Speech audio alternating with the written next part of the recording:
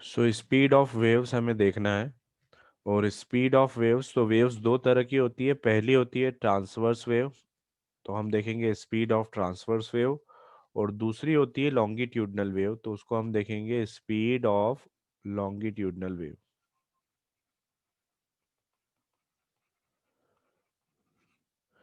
जैसा मैं पहले भी बता चुका हूँ, ट्रांसवर्स वेव को अनुप्रस्थ तरंग कहते हैं।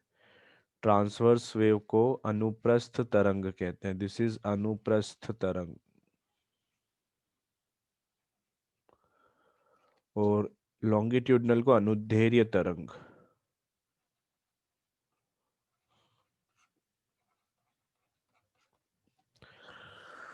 तो यहाँ पर स्पीड दोनों की लेना है हमें, स्पीड ऑफ ट्रांसवर्स वेव या स्पीड ऑफ लॉन्गिट्यूडनल वेव, दोनों की बात करना है। जैसे मैंने पिछली क्लास में बताया था कि जो ट्रांसवर्स वेव होती है वो किस में ट्रेवल करती है, बताइए किस में ट्रेवल करती है। पिछली क्लास में हमने देखा था it travels in solid and on the surface of the liquid.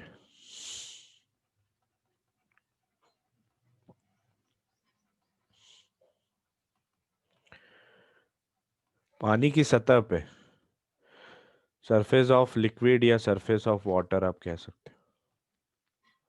सिर्फ यहाँ पर ट्रेवल करती है ट्रांसवर्स वेव। मतलब ट्रांसवर्स वेव के लिए ये दो चीजें जरूरी है, solid and surface of the liquid. Longitudinal wave can travel anywhere, इसके लिए कुछ नहीं, it can travel anywhere. It can travel in any medium, you can say in any medium. जैसे ट्रांसवर्स वेव हमने देखा था कि पानी के अंदर नहीं होती, वेल इनसाइड द वाटर, पानी के बिल्कुल अंदर ट्रांसवर्स वेव ट्रेवल नहीं कर सकती। That was the limitation of transverse wave, क्योंकि उसके अंदर रिजिडिटी नहीं होती और ट्रांसवर्स वेव को रिजिडिटी चाहिए। तो हमें यहाँ पर स्पीड ऑफ ट्रांसवर्स वेव समझना है और स्पीड ऑफ लॉन्गिट्यूडनल वेव समझना है। अब ये स्पीड जितनी भी होती है, चाहे ट्रांसवर्स वेव की आप कह लो, चाहे आप लॉन्गिट्यूडनल वेव की बात कर लो, स्पीड जो होती है ना वेव की, वो दो चीजों पर डिपेंड करती है। अगर मैं बोल रहा हूं कि स्पीड ऑफ वेव, तो ये स्पीड ऑफ वेव जो है वो दो चीजों पर डिपेंड करती है। और ये दो चीजें क्या है? Speed of wave depends on two things. The first one is inertia और second one elasticity.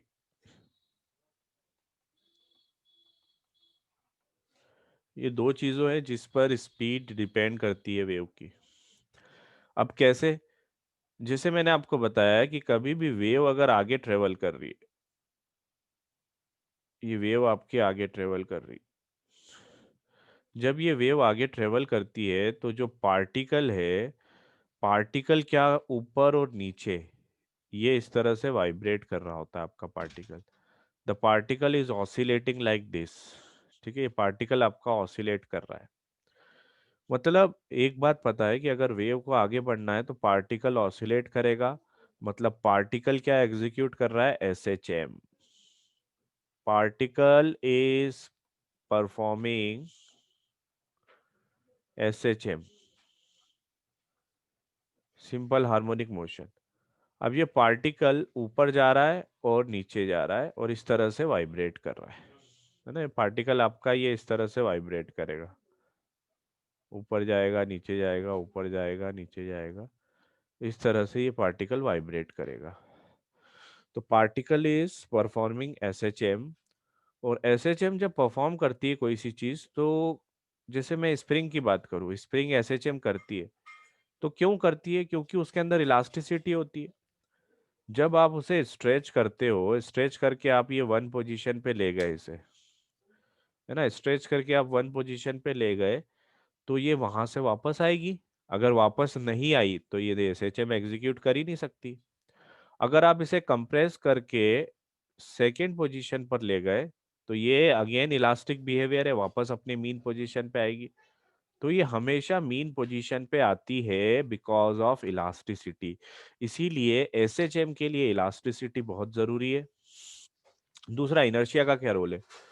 देखो, जब मैं स्प्रिंग को यहां से रिलीज करता हूं 2 पॉइंट से, तो ये इनर्शिया की वजह से इसके पास जो पोटेंशियल एनर्जी रहती है वो काइनेटिक एनर्जी में कन्वर्ट होती है, और इनर्शिया की वजह से ये 2 से 1 पे आती है और 1 से 2 पे जा रही। तो इनर्शिया वो चीज है कि स्पीड आई तो स्पीड से वो काम करते हुए आगे जाती है, उस स्पीड का यूज करती है। तो मीन पोजीशन से पार्टिकल आगे जा रहा है, तो इनर्शिया की वजह से उसके अंदर काइनेटिक एनर्जी आती है। तो मैं कहूं कि इलास्टिसिटी की वजह से कौन सी एनर्जी आती है उसके अंदर? Potential energy.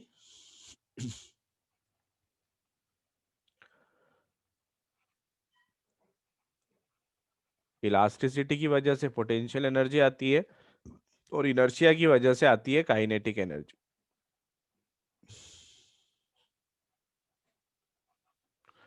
और ये दोनों की वजह से एसएचएम एग्जीक्यूट करता है। और अगर एसएचएम होता है तो ही वेव आगे बढ़ती है। एसएचएम होता है तो क्या होता है? हर पार्टिकल जब एसएचएम एग्जीक्यूट करता है तो वेव आगे बढ़ती है, वेव प्रोपगेट्स। प्रोपगेट मतलब आगे बढ़ना। तो वेव जो है वो आपकी आगे बढ़ रही है। तो मतलब ये दो चीजों पर डिपेंड करेगी सारी कहानी, इनर्शिया और इलास्टिसिटी। यहां तक कोई डाउट किसी को? No sir. अब हम देखते हैं कि ट्रांसवर्स वेव की स्पीड। सबसे पहले अपन देखते हैं speed of transverse wave.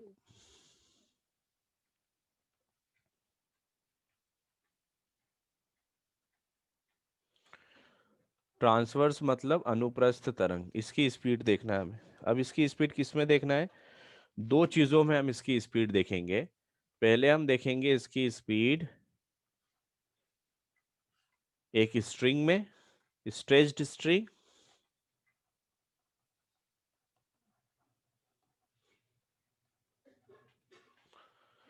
Stretched string को आप कह सकते हैं खींचा हुआ तार।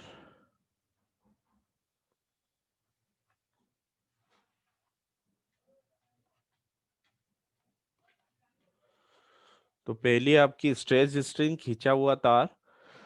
और दूसरा है in solid.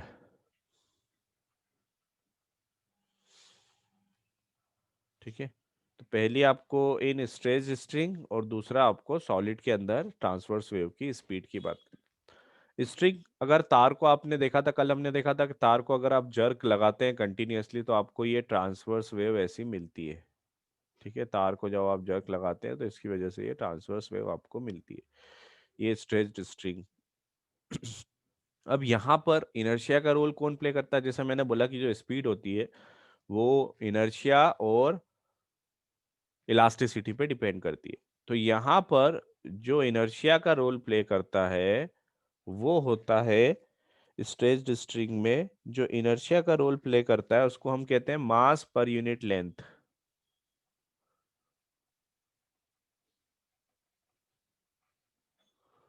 Mass per unit length inertia का काम करता है। और इलास्टिसिटी का जो काम करता है ना, वो उसके अंदर टेंशन होती है, तनाव। जो स्ट्रिंग के अंदर टेंशन होती है वो इलास्टिसिटी का काम करता है। आप देख लो, अगर स्ट्रिंग को आप बिल्कुल खींच के नहीं रखोगे तो उसके अंदर वेव ट्रेवल ही नहीं करेगी। तो ये टेंशन जो है वो इलास्टिक का काम करता है। और मास पर यूनिट लेंथ किसका काम करता है? इनर्शिया का। वैसे ही सॉलिड के अंदर अगर मैं बात करूं तो सॉलिड के अंदर इनर्शिया का जो रोल प्ले करता है, जो रोल इनर्शिया का प्ले करता है वो होता है आपका मास पर यूनिट वॉल्यूम। वहां तो लेंथ है, यहाँ पर वॉल्यूम है। तो यहाँ पर इनर्शिया का रोल प्ले करता है मास। मास इनर्शिया होता है लेकिन पर यूनिट लेंथ और पर यूनिट वॉल्यूम लेते हैं अपन, ताकि अपन हर एक के साथ डील कर सके। मास पर यूनिट वॉल्यूम, यहाँ पर ये इनर्शिया का रोल प्ले कर रहा है। और इलास्टिसिटी का जो रोल प्ले करता है यहाँ पर,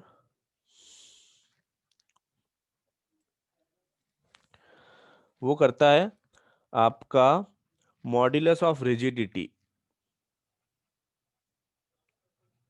मॉड्यूलस ऑफ रिजिडिटी।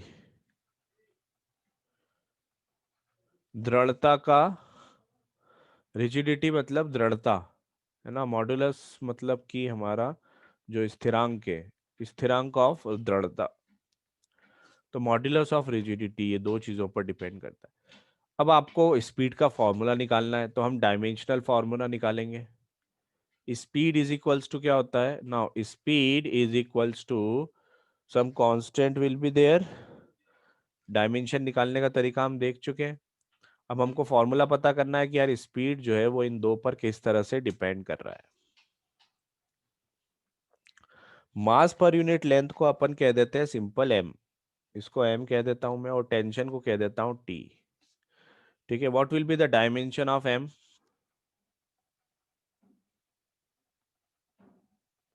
क्या? एम, मास कैपिटल पर, M. Mass per unit length है तो एम अपॉन एल होगा ना, ml-1। M L minus one. और what will be the dimension of tension? T. T is tension, tension is a force, it is a force. और force के dimension क्या होते हैं, M L T minus two. Sir ml-2। ये आपका tension हो गया दो फोर्स से। तो स्पीड इज इक्वल्स टू क्या होगा, सम कांस्टेंट के, और ये m की पावर में a लिख लेते हैं और टेंशन की पावर में लिख लेते हैं b। अब ये मुझे a और b की वैल्यू निकालना है। This k is a constant, इसका आपने को कोई टेंशन नहीं लेना है, ये कांस्टेंट। ठीक है, और m जो है वो मास पर यूनिट लेंथ है और t जो है वो टेंशन है। अब a और b की वैल्यू निकालना है। स्पीड का डायमेंशन क्या होता है, dimension of speed L T minus one.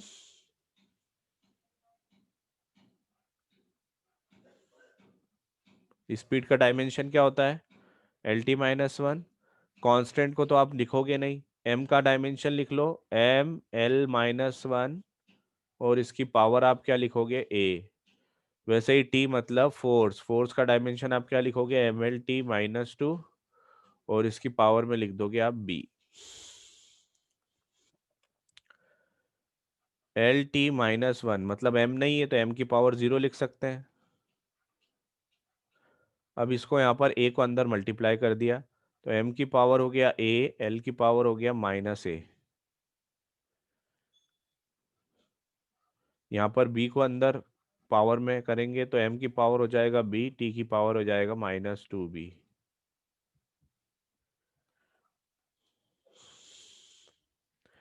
M की पावर जीरो, एल की पावर वन, टी की पावर माइनस वन, और एम की पावर ए और बी दोनों है तो बेस सेम है तो पावर ऐड हो जाएगी, एम की पावर ए और एम की पावर बी, तो M to the power M A plus B हो जाएगा। एल की तो ए की पावर है माइनस ए, और टी की ए की पावर है माइनस टू बी, ये हो जाएगा। अब दोनों तरफ अपन पावर कंपेयर करेंगे, कंपेयर पावर्स।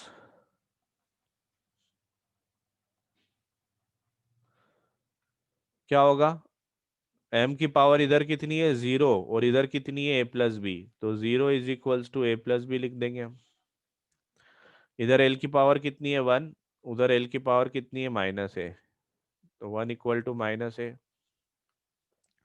इधर टी की पावर कितनी है माइनस वन, और इधर टी की पावर कितनी है माइनस टू भी। ठीक है, तो यहां से आप सॉल्व करते हो तो ए की वैल्यू आ जाती है माइनस वन, और बी की वैल्यू आ जाती है वन बाई टू। ए की वैल्यू वन, बी की वैल्यू आ जाती है वन बाई टू, और ए और बी की वैल्यू ऊपर पुट करेंगे, ए और बी की वैल्यू चाहिए बस अपने को, तो ए की वैल्यू माइनस वन और बी की वैल्यू वन बाई टू।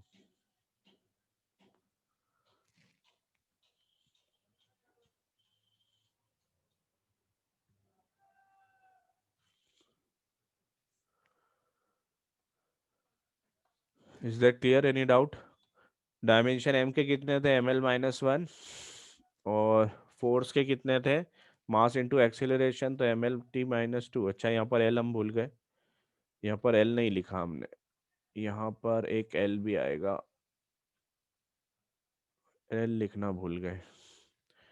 तो एल की पावर बी और टी की पावर माइनस टू बी, तो एल की पावर आ जाएगी, ए तो ए प्लस बी हो गया, एल की पावर माइनस ए और प्लस बी भी आएगा यहाँ पर, और टी की पावर -2b। तो 0 is equals to A plus B, ये तो ठीक है, और ये दोनों करेक्शन कर लेते हैं यहाँ पर अपन।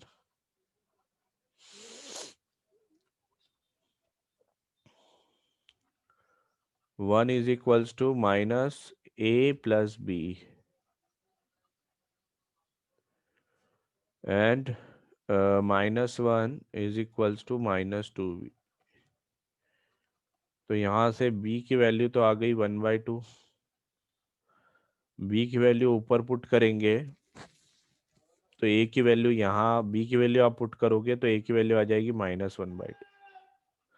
तो ये आपके पास a और b की वैल्यू मिल गई।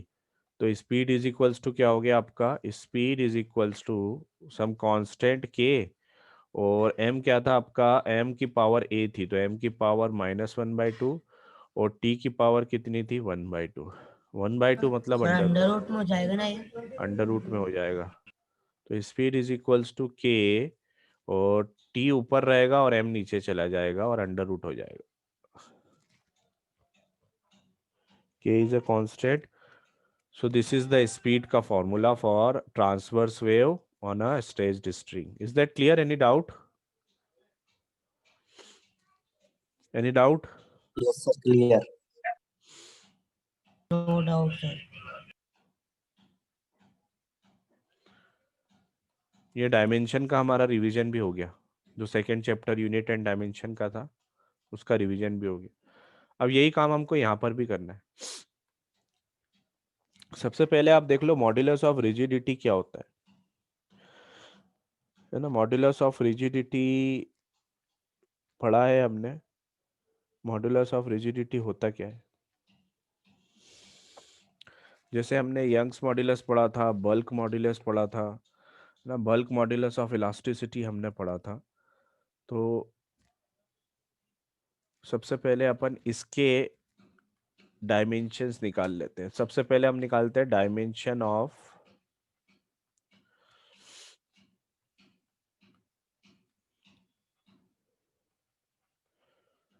मास पर यूनिट वॉल्यूम, इसको मैं m कह देता हूँ अगेन, और इसको ईटा कहते हैं अपन। तो dimension of m mass per unit volume है, तो ये मास और नीचे वॉल्यूम आएगा, वॉल्यूम मतलब L⁻3, तो ये होगा ml-3, है ना। ये इसका मास पर यूनिट वॉल्यूम का डायमेंशन आएगा। अब हमको निकालना है dimension of modulus of rigidity.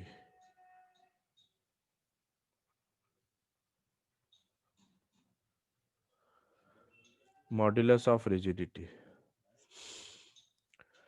तो मॉड्यूलस ऑफ रिजिडिटी क्या होगा आपका, देखो मॉड्यूलस ऑफ रिजिडिटी जो आपका स्ट्रेस अपॉन स्ट्रेन होता है वही मॉड्यूलस होते हैं हर एक का। तो अगर आप स्ट्रेस अपॉन स्ट्रेन निकालो, स्ट्रेस अपॉन स्ट्रेन, तो स्ट्रेन का तो कोई डायमेंशन होता ही नहीं है, और स्ट्रेस का डायमेंशन क्या होता है, stress is pressure.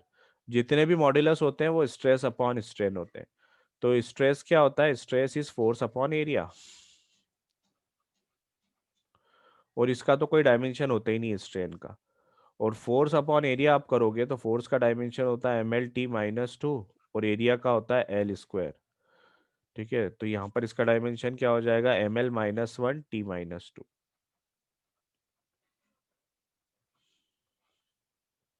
Is that clear. तो मॉड्यूलस ऑफ रिजिडिटी का डायमेंशन क्या होगा, ml-1 t-2। Again speed is equals to some constant k, जो अब इसके ऊपर डिपेंड कर रहा है। पहली चीज है मास पर यूनिट वॉल्यूम m, इसकी पावर अपन a लिख देते हैं। दूसरी चीज है मॉड्यूलस ऑफ रिजिडिटी, इसकी पावर लिख देते हैं b। अब ये a और b की वैल्यू निकालना है हमको। वही dimension k is a constant, क्योंकि जब भी हम डायमेंशन एनालिसिस करते हैं तो ये k की वैल्यू हम नहीं निकाल पाते, इसलिए कांस्टेंट लिख देते हैं हम ऐसे। नाउ अब speed is equals to, speed का डायमेंशन क्या होता है, LT-1, और m0 लिख सकते हैं हम। तो m0 LT-1 ये स्पीड का हो गया। m का डायमेंशन क्या निकाला हमने यहाँ पर, ml-3, और इसकी पावर कितनी है a, और मॉड्यूलस ऑफ रिजिडिटी का भी निकाला ऊपर ml-1 t-2। तो एम एल -1 T-2 ये निकाला अभी अपन ने, इसकी पावर पूरी b रख देते हैं। m की पावर 0, l की पावर 1 लिख सकते हैं, t की पावर -1। यहाँ पर ये जो a पावर है अंदर मल्टीप्लाई कर देते हैं पावर में, तो m⁴ हो जाएगा, l की पावर -3 थी, -3a से मल्टीप्लाई हो जाएगा -3a। यहाँ पर m की पावर b, l की पावर -1 और b, तो -b हो जाएगा, और t की पावर हो जाएगा -2b।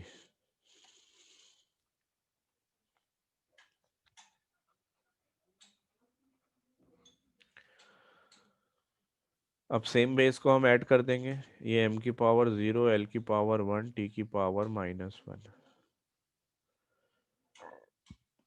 m की power a plus b, l⁴ -3a और -b, -3a -b, और t की पावर हो जाएगी -2b। Now we can compare the powers, है ना। अब दोनों तरफ पावर कंपेयर करेंगे।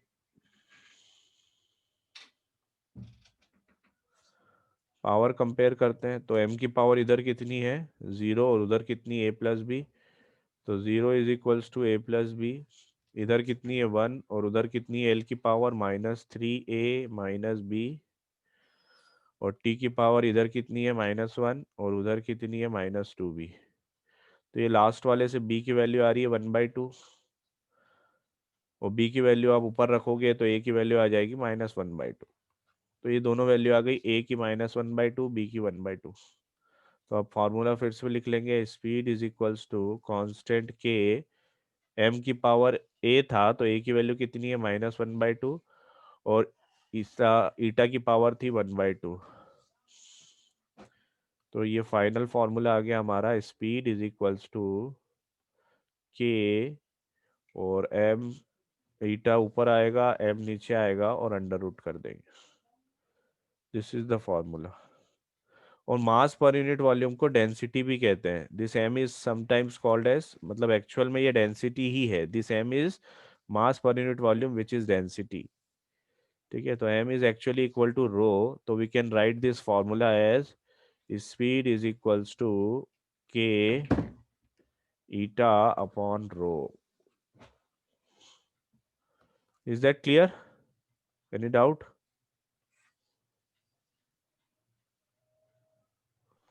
Any No, doubt? sir. No doubt, sir. No doubt, sir.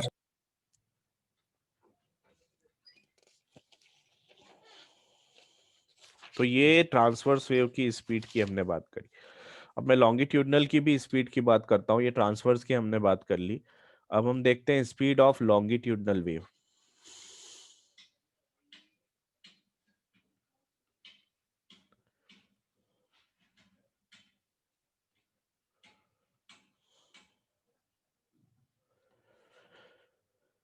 और इसकी स्पीड हम दो जगह निकालेंगे, क्योंकि ये लॉन्गिट्यूडनल वेव तो हर जगह ट्रेवल करती है, सॉलिड में भी लिक्विड में भी। तो एक तो हम इसकी स्पीड निकालेंगे लिक्विड या गैस में, और दूसरा हम इसकी स्पीड निकालेंगे सॉलिड रॉड में। तो जो दो जगह हम निकालना चाहते हैं, speed of longitudinal wave in liquid और गैस, लिक्विड और गैस, और इन अ सॉलिड रॉड,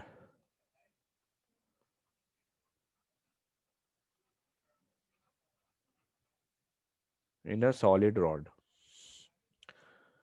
ये दो जगह हमको इसकी स्पीड निकालना है, स्पीड ऑफ लॉन्गिट्यूडनल वेव, पहला इन लिक्विड और गैस, और दूसरा इन अ सॉलिड रॉड। अब यहाँ पर भी वही कहानी है, इसकी स्पीड भी दो चीजों पर डिपेंड करती है, पहली इनर्शिया और दूसरा इलास्टिसिटी। अब यहाँ पर इनर्शिया का रोल कौन प्ले करता है? अगर आप लिक्विड और गैस की बात करेंगे तो यहाँ पर जो इनर्शिया का रोल प्ले करता है वो डेंसिटी प्ले करती है। जहाँ मास पर यूनिट वॉल्यूम हमने कहा था ना, वही डेंसिटी है यहाँ पर। तो यहाँ पर डेंसिटी रो जो है वो इनर्शिया का रोल प्ले करती है, और इलास्टिसिटी जो होती है गैस के अंदर, जो इलास्टिसिटी होती है वो उसका बल्क मॉड्यूलस ऑफ इलास्टिसिटी होता है। इसका हिंदी में आपने देख लेना, मैं पहले भी आपको बता चुका हूँ, बल्क मॉड्यूलस ऑफ इलास्टिसिटी।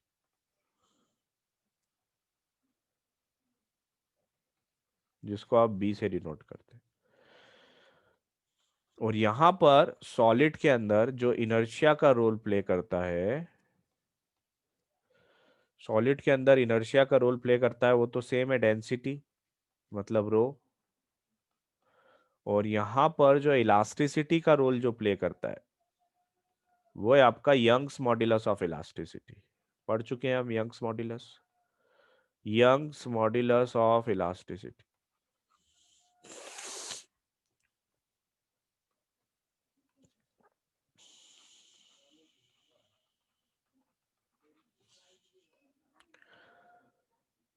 तो लिक्विड और गैस, इनर्शिया का रोल प्ले कर रहा है डेंसिटी, और उधर भी इनर्शिया का रोल प्ले कर रहा है डेंसिटी, इधर मॉड्यूलस ऑफ इलास्टिसिटी, उधर भी modulus of elasticity.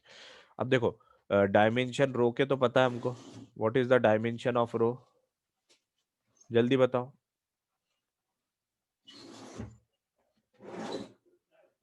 Sir ml-3। तो इधर भी डायमेंशन ऑफ रो की जरूरत पड़ेगी, तो यहाँ पर भी डायमेंशन ऑफ रो लिख देते हैं हम ml-3। मॉड्यूलस ऑफ इलास्टिसिटी का एक ही डायमेंशन होता है जो पहले निकाला अपन ने, हर एक की वही, स्ट्रेस अपॉन स्ट्रेन। तो अगर मैं मॉड्यूलस ऑफ इलास्टिसिटी की बात कर रहा हूं ना, हर मॉड्यूलस क्या होता है, stress upon strain, dimension of modulus of elasticity. तो ये क्या होता है, स्ट्रेस अपॉन स्ट्रेन, और स्ट्रेस अपॉन स्ट्रेन मतलब स्ट्रेस की डायमेंशन मतलब प्रेशर, तो वही आ जाएगा जो अपन ने पहले निकाला था ml-1 T-2। और यहां पर भी डायमेंशन जो होंगे, dimension of y, Young's modulus of elasticity को y से डिनोट करते हैं ना, दिस इज y। तो y के डायमेंशन वही होंगे, this is again stress upon strain, हर चीज वही होती है, स्ट्रेस अपॉन स्ट्रेन। और स्ट्रेस मतलब प्रेशर, मतलब M L force upon area, तो फोर्स अपॉन एरिया सॉल्व करेंगे तो ml-1 T-2, जैसे पहले करा था हमने अभी जस्ट। तो ये आ गए। अब स्पीड को अगेन आपको डायमेंशन से निकालना है, तो फिर से वही काम करना है हमको, speed is equals to some constant के, और रो डेंसिटी के पावर लगा देते हैं ए, और B bulk modulus of elasticity का पावर लगा देते हैं बी। अब ए और बी की वैल्यू निकालना है हमको, तो वही तरीका है फिर से। स्पीड का डायमेंशन क्या होता है, LT-1, m की पावर लगा दी हमने 0। कांस्टेंट को तो भूल जाओ, k इज अ कांस्टेंट, है ना, दिस इज अ कांस्टेंट, तो इसको तो भूल जाओ आप। रो की पावर, रो का डायमेंशन लिख दो ml-3, और इसकी पावर क्या है a, और b का डायमेंशन क्या है m, bulk modulus of elasticity ml-1 T-2, और इसकी पावर रख दो आप b।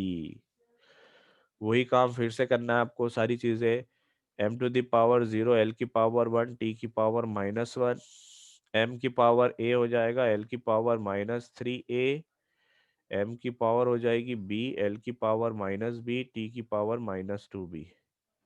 फिर आपको पावर्स ऐड करना है, m की पावर हो जाएगी a प्लस b, l की पावर -3a -b, और t की पावर हो जाएगी -2b, है ना। अब आप पावर कंपेयर करना है आपको, तो आप पावर कंपेयर कर लीजिए। पावर कंपेयर करेंगे तो आपको क्या मिलेगा, 0 is equals to a plus B, 1 is equals to -3a -b, और लास्ट वाला -1 is equals to -2b। Again यहाँ से आपको b की वैल्यू 1/2 मिल रही है, और यहाँ पर आप b की वैल्यू पुट करोगे तो a की वैल्यू -1/2। हर जगह एक ही टाइप के रिजल्ट आ रहे हैं अगर आप ध्यान दो तो स्पीड इज इक्वल्स टू के, रो की पावर ए थी तो उसकी पावर -1/2, और बल्क मॉड्यूलस ऑफ इलास्टिसिटी की पावर है 1/2। तो स्पीड का फॉर्मूला क्या आ गया, स्पीड का फॉर्मूला आ गया कांस्टेंट के बी अपॉन रो का under root. This is the speed in gas और लिक्विड। काय का फॉर्मूला आया, this is speed of longitudinal wave in gas और लिक्विड। हम भूल गए ऊपर क्या लिखा था हमने, हेडिंग देखो यहाँ पर, हेडिंग क्या लिखी थी, इन लिक्विड और गैस किसकी स्पीड, लॉन्गिट्यूडनल वेव की। तो this is the speed of longitudinal wave in liquid और गैस। सिमिलरली यहाँ पर भी वही, तो अब मैं पूरा सॉल्व नहीं करता हूं, same as that of left side जो हमने सॉल्व किया है, लेफ्ट साइड जैसा ही है, तो यहाँ पर भी अब आप कर सकते हैं। स्पीड इज इक्वल्स टू आ जाएगा आपका के, रो की पावर आ जाएगी ए और वाई की पावर आ जाएगी बी, और आप सॉल्व करोगे तो वही आना है। रो की पावर आ जाएगी -1/2 और y की पावर आ जाएगी 1/2, रिजल्ट आपका वही आना है। तो स्पीड इज इक्वल्स टू हो जाएगा यहाँ पर k is a constant. Again हर जगह कांस्टेंट एक जैसा नहीं रखेंगे हम, मतलब अलग अलग कांस्टेंट रख सकते हैं। k1 k2 ये यूज कर सकते हैं ना, यहाँ पर आप k1 यूज कर लो, यहाँ पर आप k2 यूज कर लो, इस तरह से कांस्टेंट अलग अलग यूज कर सकते हो। k2 और y ऊपर और रो नीचे, इसका अंडर रूट लगा देंगे। Is that clear? Any doubt? Yes, sir. No doubt, sir. No doubt sir. मतलब जितने भी फॉर्मूले अपन ने अभी तक देखे हैं ना, उसकी एक ही कहानी है। सभी फॉर्मूले का निचोड़ ये है कि एक तरफ आती है हमारी जो स्पीड आती है, that speed is equals to some constant, और अंडर रूट के अंदर ऊपर आता है इलास्टिक वाला और नीचे आता है इनर्शिया वाला। ये पैटर्न है। तो आपको बस ये याद रखना है कि इलास्टिक की प्रॉपर्टी किस केस में इलास्टिसिटी क्या होती है और इनर्शिया क्या होता है। तो ये एक जनरल पैटर्न है। Speed is equals to constant, elastic ऊपर आ जाएगा अंडर रूट में और इनर्शिया नीचे आ जाएगा। ये आपका एक जनरल पैटर्न है।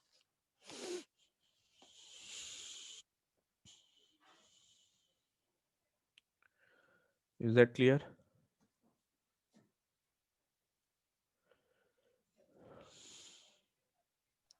Yes, sir.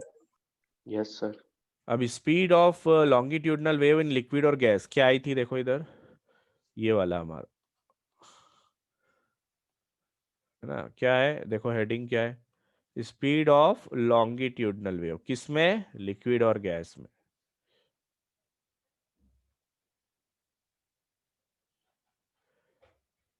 इसका फाइनल रिजल्ट क्या आया था,